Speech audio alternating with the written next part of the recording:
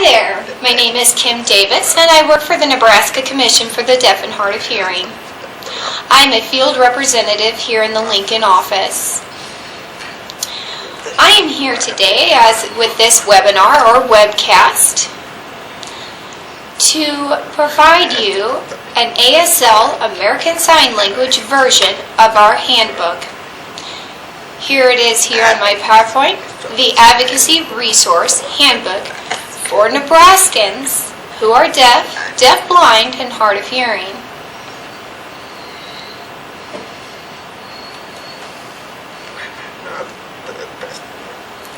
The reason why we're doing this webinar is as our advocacy handbook, to provide an ASL version and also a voiceover so those who do not know sign language can either read the closed captioning for those who are hard of hearing or orally deaf that do not know sign language can still also benefit from this webinar.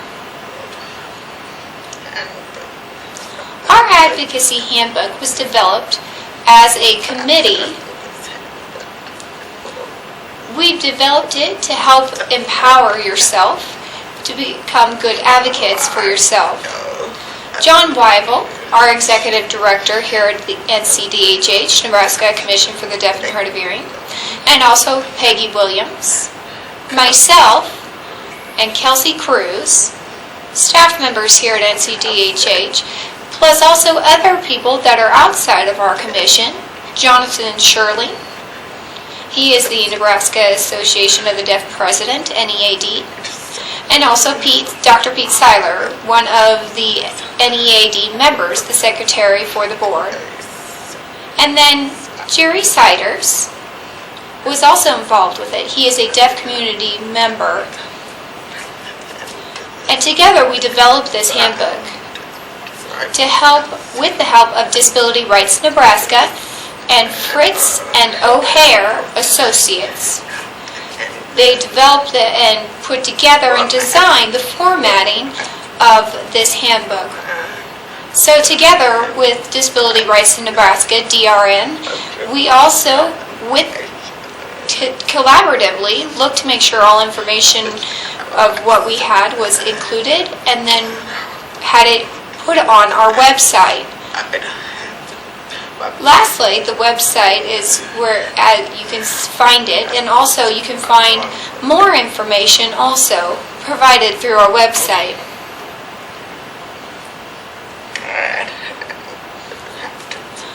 This advocacy handbook has 8 different life areas, topics. Today, my webinar, I will be discussing and covering employment.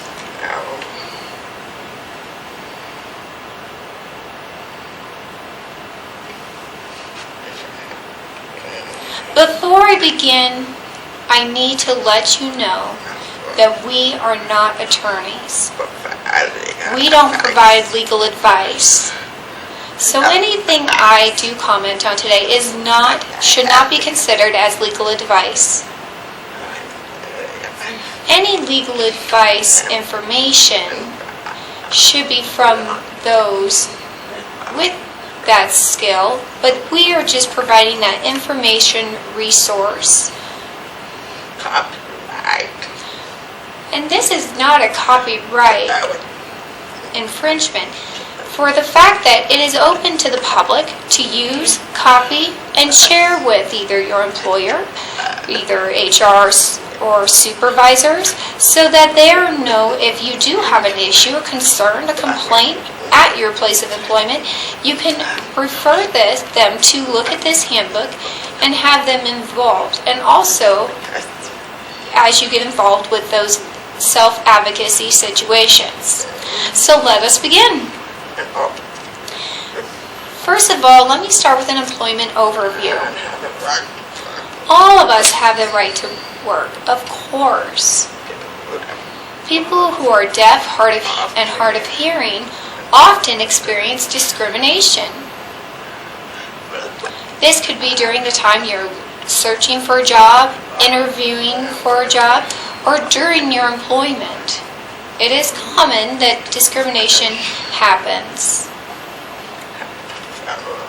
There is a federal law that does protect you, people in general with disabilities, which would include those who are deaf and hard of hearing. This federal law does protect you against discrimination. Well, so for this webinar, we're going to focus on the Americans with Disability Act, ADA, and the Rehab Act. And also, we'll discuss about a federal program. It's called Ticket to Work. I'll go more in depth with these in a moment.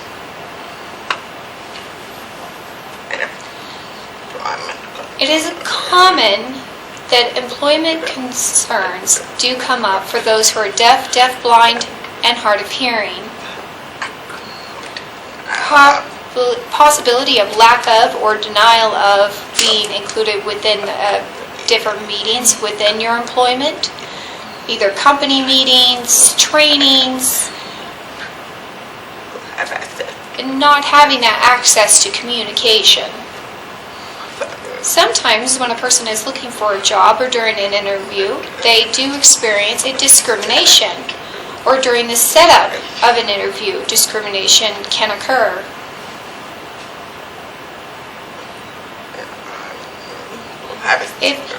If you are alone in your room, you don't have a signaler, a visual signaler, or a visual signaler for a fire alarm, that would be considered an accommodation. Auxiliary devices and services could be with captioning. Sometimes you don't have different needs of accommodation to do your job successfully. It's very common to have that concern with employment. We'll discuss that with this webinar today, and also what the handbook goes over.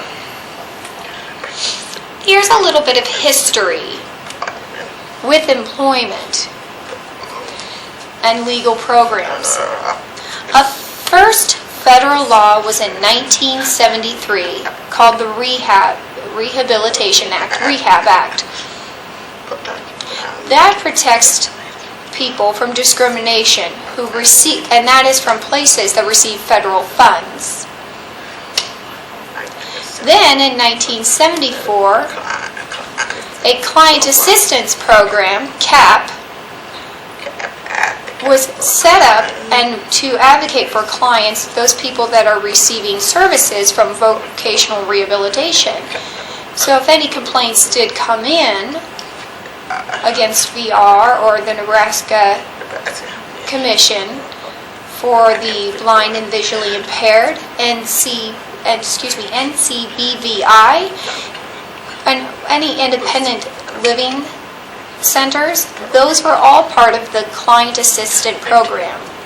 Then in 1990, the Americans with Disability Act, the ADA, passed, and that opened up a whole new coverage area for those who are receiving not only federal funds. This helped all the other areas, preventing those to cause discrimination against those with disabilities. And then in 1990, they also had a program, not an act, but a program established from Social Security. So those that are trying to find work, a program, but I will expand more on that program later. So let me start with the rehabilitation, the Rehab Act. Like I recently said, this act prevented those of disabilities having discrimination against them, such as those who are deaf, deafblind, or hard of hearing. So any employer, any company, any business, state agencies, any place that had received federal funds to become established, then those activities and kept those work were then prohibited from discriminating against those with disabilities. This could be during the hiring or the interview process, or during an actual employee's time at the job.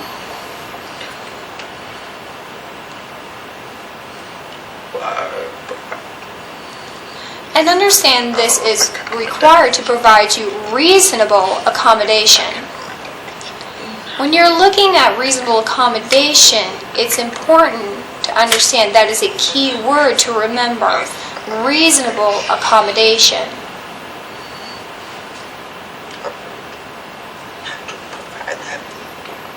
And these are reasonable accommodation was helping you to provide you the key elements to help you successfully do your primary job duties. If a group or a place received federal funds, they could not prohibit any person from being hired or having job opportunities, or they couldn't deny promotions or providing training. Whatever benefits were, all employees had the option to have so with those with disability, especially if you qualify for that job. So if you're a qualified person to have that job or that accommodation, then it really kind of depends. You need to look at that when looking and considering discrimination. The Americans with Disability Act, the ADA, I want to go a little bit more into depth about the ADA and kind of go over the setup of it. It has 5 different titles to the ADA. The employment normally is put under Title I, where that ADA with disabilities is under Title I for employment. So the Federal Rehab Act, same idea. It applies when you're applying for a job, when you're interviewing for a job, if you're being hired, promoted, or trained, all of those would apply within this ADA.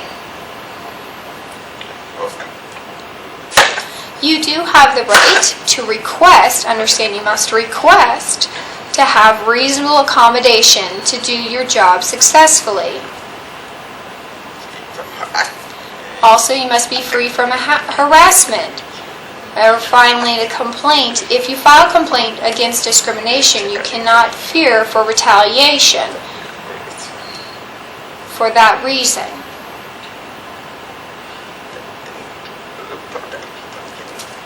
Also, a way to protect yourself from being fired or disciplined because of your disability.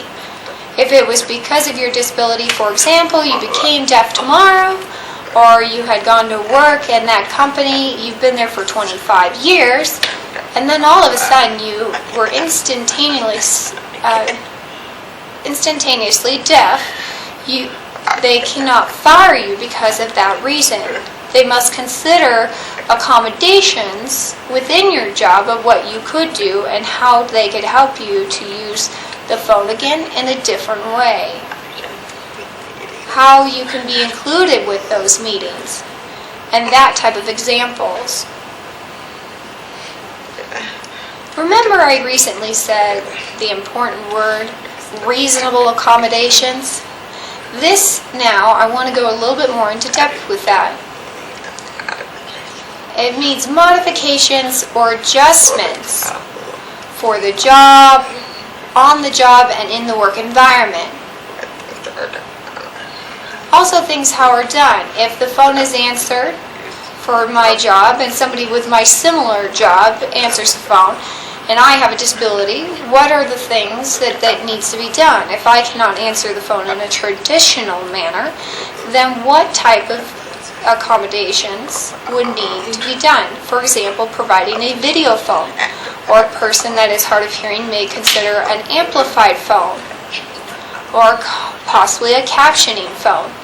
Some type of accommodations, reasonable accommodations, to help do your primary job duties.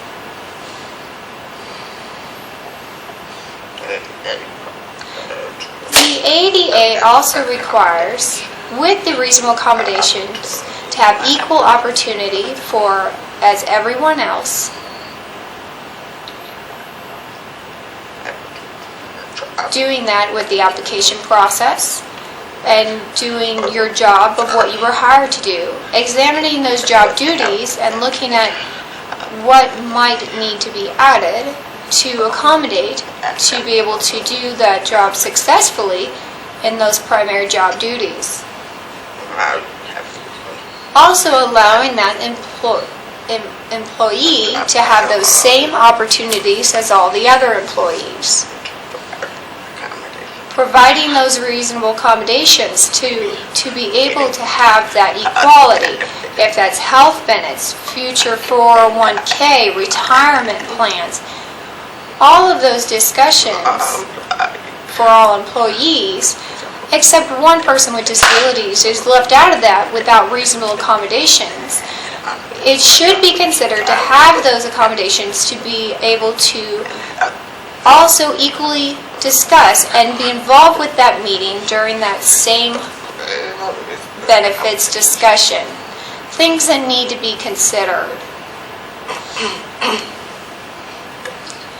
I have a list here on the PowerPoint of different reasonable accommodations that may be considered. For example, I just explained different types of TTYs, video phones, captioning phones, amplified phones, any of those type of telephones to accommodate. Also, communicating with others that are inside or outside of that business. This could possibly email to other people within or outside, or instant messaging back and forth to communicate.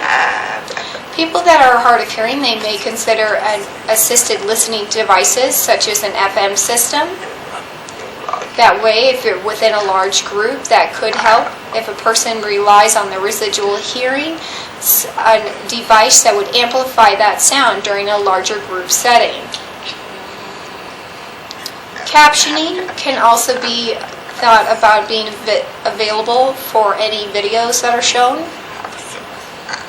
Or if the person with disability has a service animal for the purpose to help you with your disability needs, and having that opportunity to bring that service animal to work can also be discussed. Modifications with the security system. For those businesses out there with a very strong, very strict security system, for example, pushing a button to intercom to speak to be able to be let into a building. A person with a hearing loss would have to consider how they communicate, how the communication should be done through a system to be able to be let into the building. Also, with the policies and procedures on how hiring either a captionist, interpreters, and looking at that as a list of contacts when that service is needed. So, and also, who is the person who is in charge of contacting those individuals to hire them for certain situations. So that needs to be with either your HR, supervisor, the employer, discuss what the accommodation need to be and come to an agreement.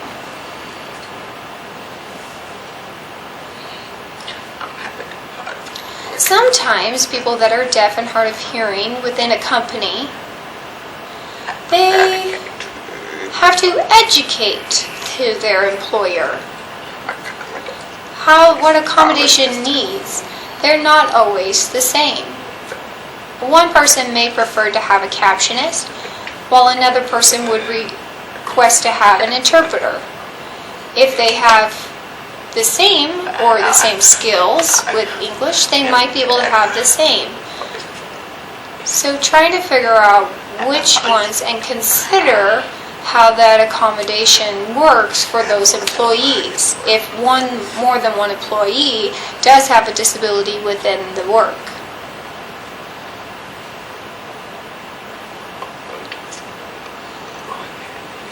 If interviews or any decisions, you must consider, does an interpreter need to be provided? More looking into what accommodation, what's best for that individual, looking at alternative options that are out there that you can negotiate and come to an agreement with the employer which one is appropriate for each event.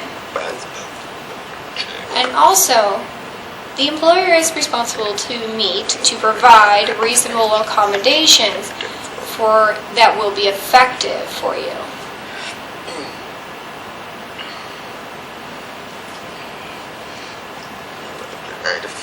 Sometimes if it's work-related or an event that is outside, for example, like a staff Christmas party when all the employees attend, or a function that happens outside of work, and also what reasonable accommodations need to be considered so that the individuals with a disability can be also included with each event.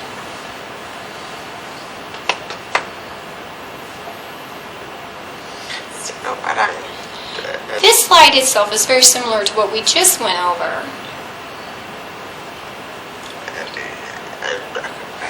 Now with the ADA, it asks for when you're applying for a job, how you are protected.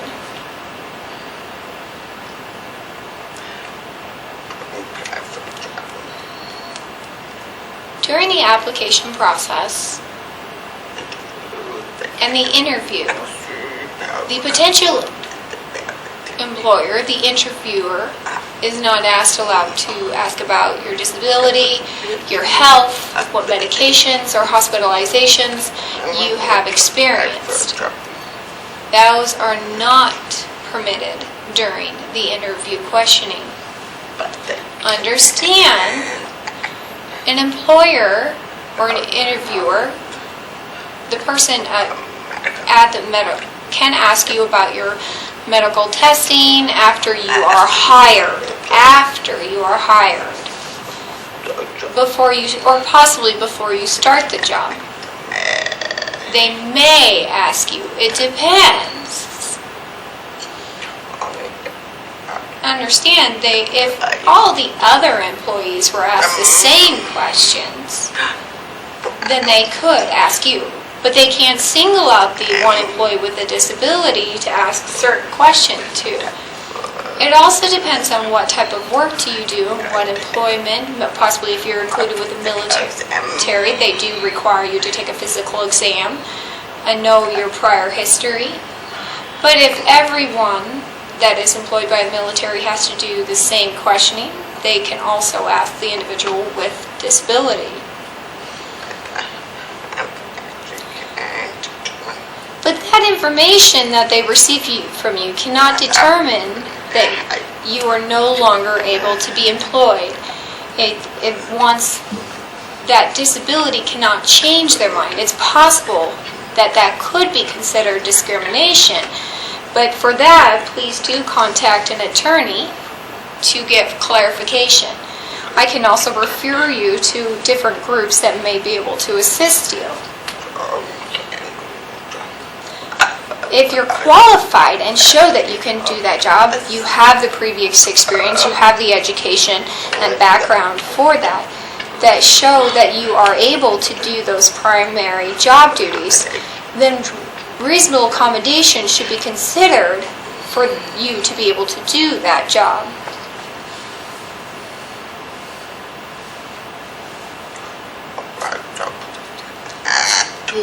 Then, once you've started your new job, considering what rights you have to protect yourself during that time, looking at the reasonable accommodations to do your job, free from harassment.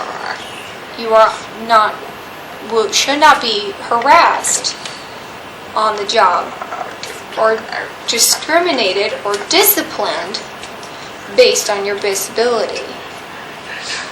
If they find out, oh my goodness, this person is deaf, we can't hire that person, and they drop you, without considering reasonable accommodations, this would be prohibited.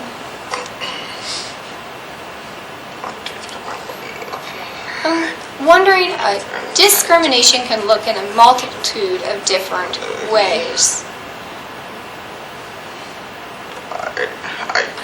The employer could not hire you because you were deaf and finding that out can be clearly discrimination.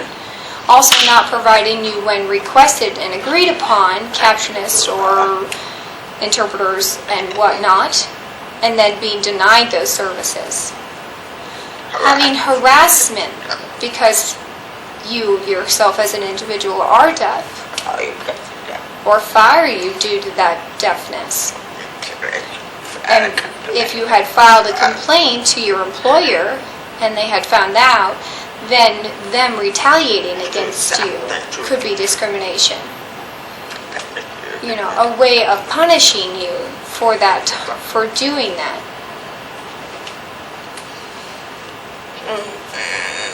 If you experience any discrimination, you can always file a complaint. That information, including the details, should be included with that complaint that you file also.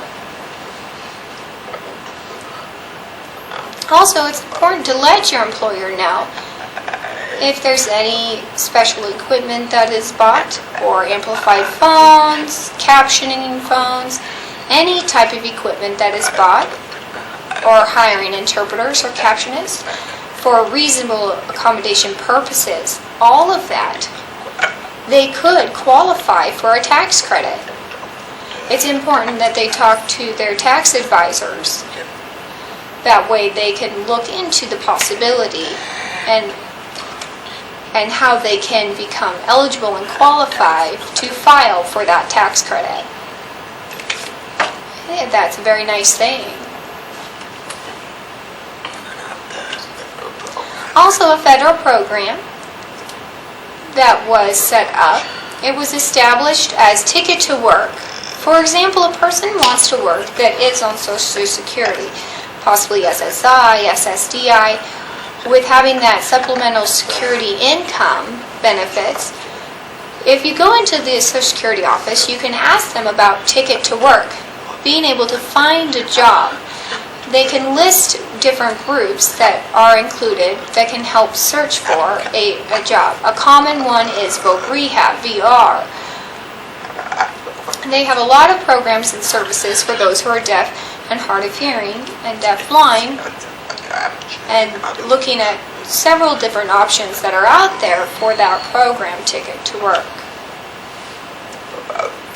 Providing you support and knowing what guidance you can receive as you search for your employment, or possibly educational options that you may need that are required. So if you're going to a college or a technical school, Voc Rehab can help cover the cost of that to help you reach those employment goals.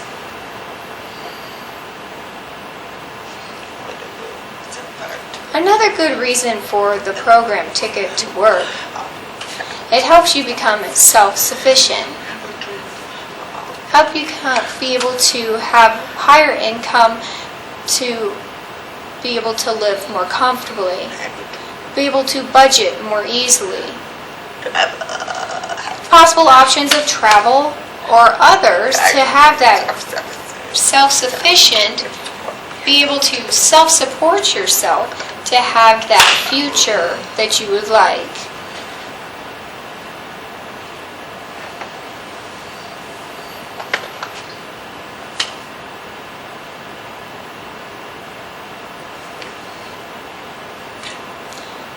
Recently, I was telling you about providing a program. Person, if they're eligible, how they're determined if they're able to get assistance from Voc Rehab, VR, what's that? I jumped a little bit here. I'm famous for jumping ahead of myself. But really, to go over, our handbook shows how you practice your rights. If you possibly need help with advocacy or need assistance, you can always contact us at NCDHH. Our phone number is listed here on this slide. Also, we do have email and the website listed here. If you're unable to see that, we can always forward you and copy the attachment of the PowerPoint through my email. That is no problem. You can also contact Disability Rights Nebraska. They were collaborative on developing this handbook, and they have other resources possibly to give you some guidance to reach those goals you're striving for. It is their email and their website here.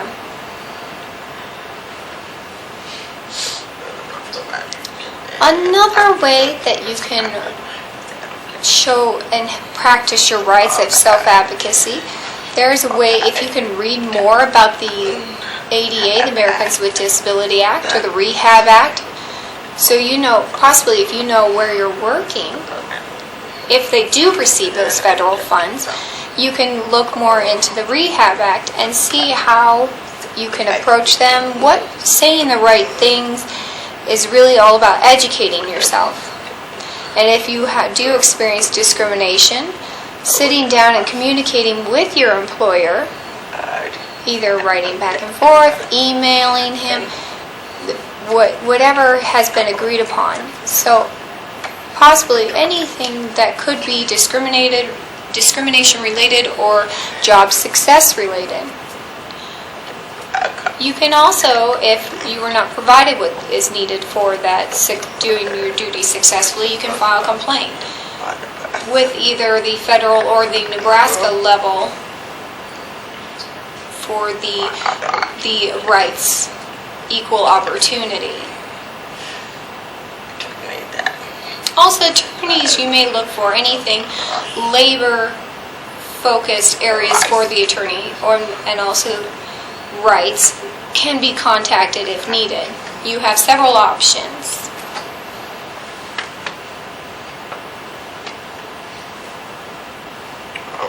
It's important to know what federal department, also for example, is EEOC, the Equal Employment Opportunity Commission, the EEOC.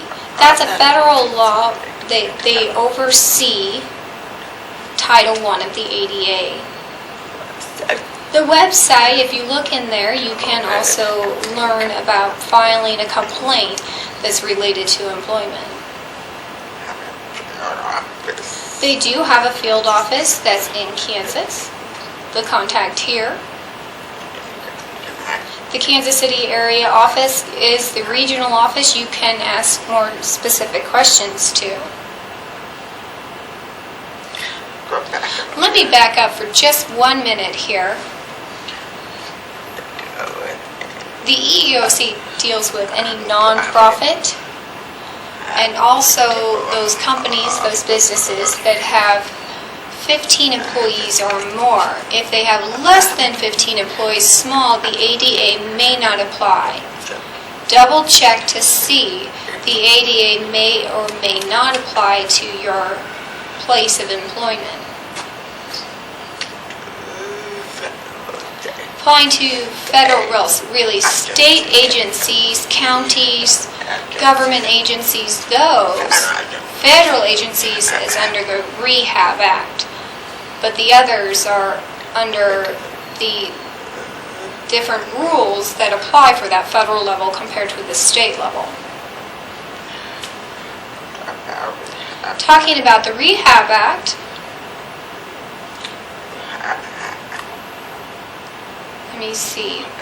The Rehab Act with the Title I ADA, you have 180 days to file a complaint. 180 days, if I'm remembering correctly. 180 days from when the day of occurrence and 180 days from there.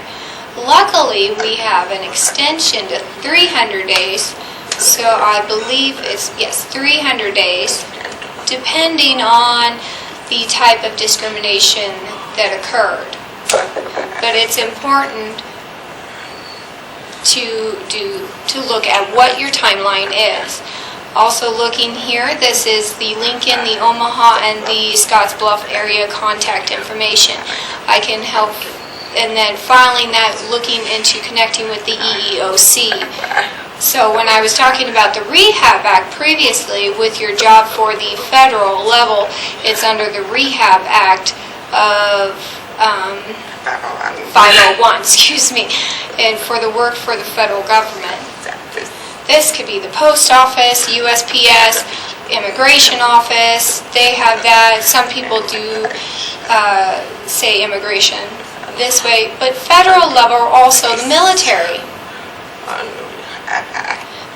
That's under 501 of the Rehab Act. Section 503 of the Rehab Act. So if you do contract, subcontractors would be under that federal level program for employment. And then also, a company or businesses that do receive federal funding, those type of businesses, if you were employed there, then it's under Section 504.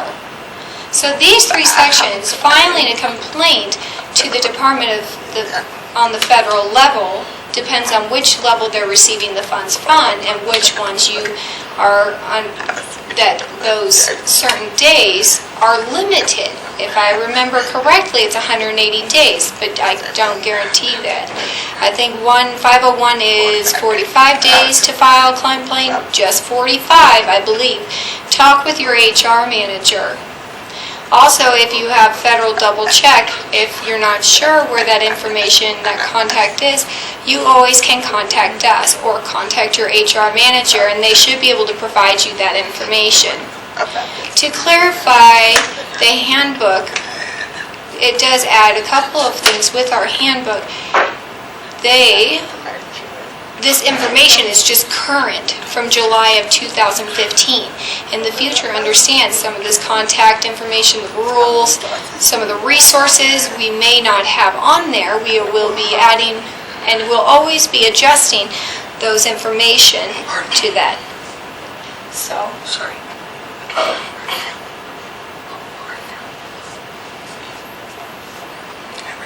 We do have a lot of resources on our website that you may see also. This PowerPoint is just focusing on employment, like I showed you before. This is just from the 51 to 58 pages, page 51 to 58. If you look in that handbook, you can share that. It's always send it as an attachment. If you're unable to find it, please always contact us. I'm happy to send you this information on where you can find it.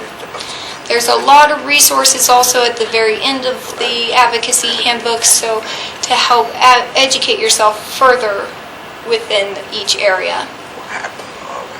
Also, we will have more webinars in the future. And those are 8 different groups, like I said, different life area topics. We'll have one around every month. Also, then we'll have healthcare and mental health care topic covered, and then legal system. This would be with courts, law enforcement, in general law enforcement, and then all that apply under the legal system. Then housing will be covered. This could be HUD, home, renting for rental properties, and so on. Next, personal protection. This is mostly a section that applies to those that have multiple disabilities, not just is that person with deaf or hard of hearing have some kind of hearing loss, but they also possibly have any mental challenges, life independence, skills, protecting themselves through and what their legal rights are within that personal protection. Next, we'll go over community. This could be if you're going to a doctor, an attorney, any community services would be covered under community and what legal rights you have. And then benefits.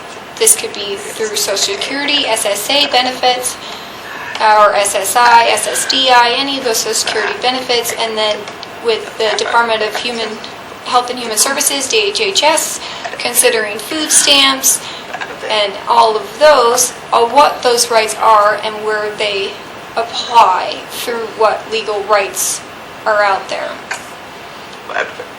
Lastly, education. The legal rights that are applied to small children from preschool, K through 12, and some possible related with the college and university settings, what education legal rights individuals with disabilities have. So you may consider, if in the future, the webinars, what webcasts are out there, what updates are coming up, you can always consider signing up for our e-news. We do let announcements and updates come out on those, and also you can at ncdhh.nebraska.gov here, and you can always ask to receive the e-news, NCDHH e-news. Also, you can always like us on Facebook.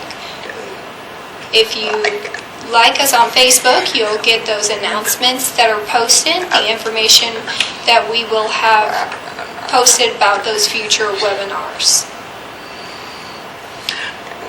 If you have any questions, you always can feel free to contact us. We have different field representatives. I am again in the Lincoln office, but I have different counties. We have 5 different offices throughout the state, which here is in, if you're not sure which one is yours, you can always contact us through our headquarters, if you would like to call it. Really, it's our main office in Lincoln, and we can refer you to which person, which field rep does cover your area. I appreciate your time today, and I hope you benefited from the webinar. If you have any questions, suggestions, please feel free to share them with us. Thank you so much. Bye-bye.